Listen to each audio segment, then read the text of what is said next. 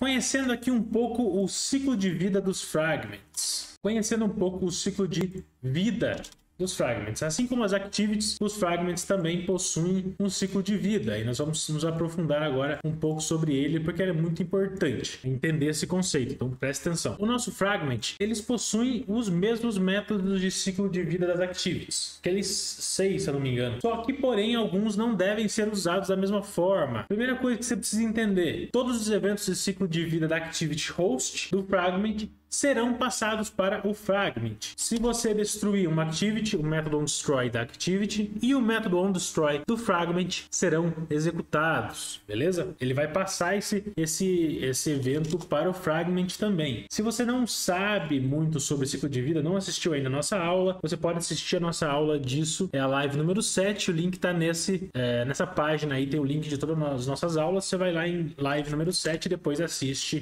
um pouco sobre o ciclo de vida das activities, para você entender um pouco melhor essa parte. Também é um conteúdo essencial, é muito importante que você veja se você não viu ou reveja se não entendeu completamente. O ciclo de vida do fragment ele é um pouco mais complexo que os das activities, pois as views do fragment elas podem ser recriadas durante o mesmo ciclo, algo que não acontece dentro do ciclo de vida das activities. E é por causa desse comportamento diferente que a gente não deve tratar o ciclo de vida dos fragments da mesma forma que tratamos os das activities, beleza? Por exemplo, vamos dar um exemplo mais claro para vocês entenderem. O método onCreate. Nas activities, esse método ele é chamado imediatamente quando a activity é criada. Aí tudo bem. E nas activities, a view já é definida nesse método onCreate. É nele mesmo. E nele mesmo você já pode interagir com a view. Por exemplo, você pode definir um texto num text view, você pode iniciar um observer, você pode dar um set click listener num botão, você pode iniciar um recycler view.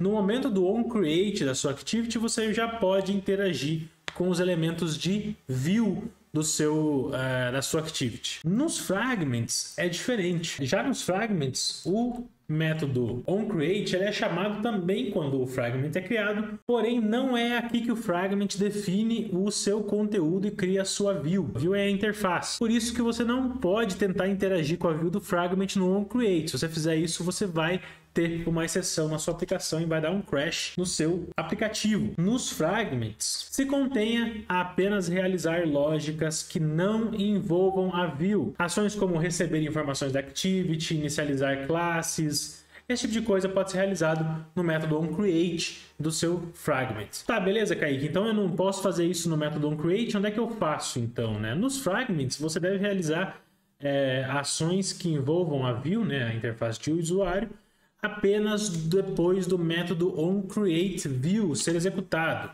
Se vocês voltarem no nosso exemplo, é o método que eu criei, que é esse método aqui que define qual que vai ser a view do nosso fragment, não o onCreate. Aqui, quando a gente está setando o nosso inflate aqui, a gente está setando que esse layout aqui, essa view aqui que ele vai inflar desse layout, vai ser a view do nosso fragment. O método onCreateView, esse que a gente implementou ali, ele é onde o fragment cria e define seu conteúdo visual. Então esse método geralmente ele não é implementado quando a gente trabalha com Kotlin. Pô, Kaique, mas você acabou de fazer ele ali.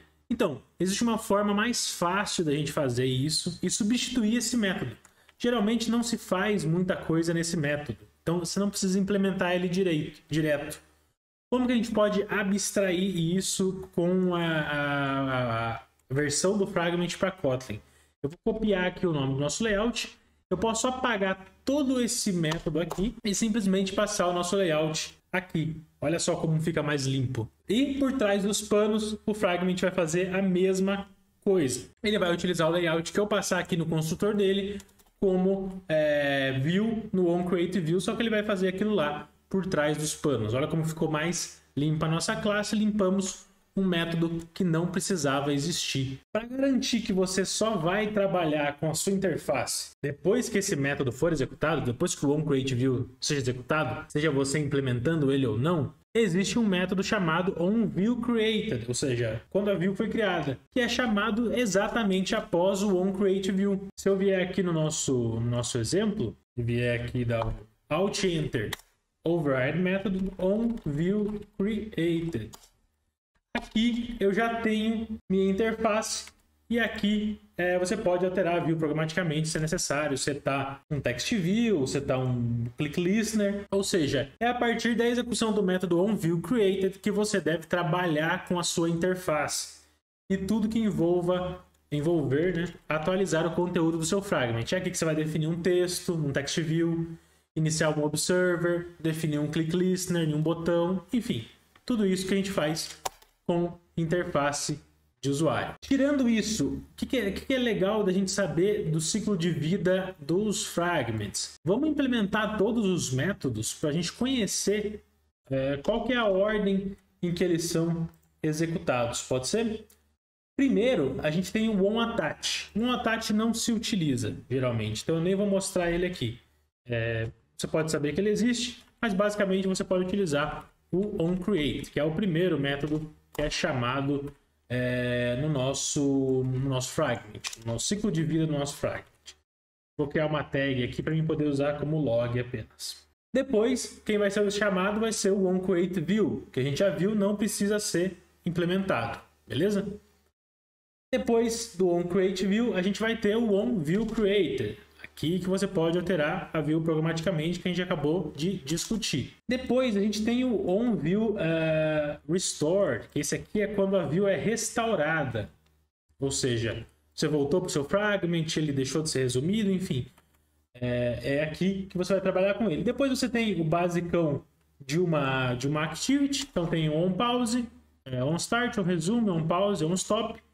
Fazem exatamente a mesma coisa que a activity, inclusive a activity repassa, quando acontece isso com ela repassa para o fragment, como eu já expliquei. Depois a gente tem o nosso onSavedInstance, quando você dá um pause no seu fragment, ele salva a instância, né, o estado da instância. E depois a gente tem por último o onDestroyView, que é quando a view é destruída, e o onDestroy quando o fragment inteiro é destruído. Beleza? Vamos executar aqui para a gente dar uma olhadinha no nosso log na ordem que eles vão ser executados. Eu vou filtrar aqui pelo nosso log. Vou filtrar aqui e vocês podem ver que foi aquela ordem mesmo que a gente falou. OnCreate, OnViewCreated, OnViewStateRestore, OnStart, OnResume. Beleza?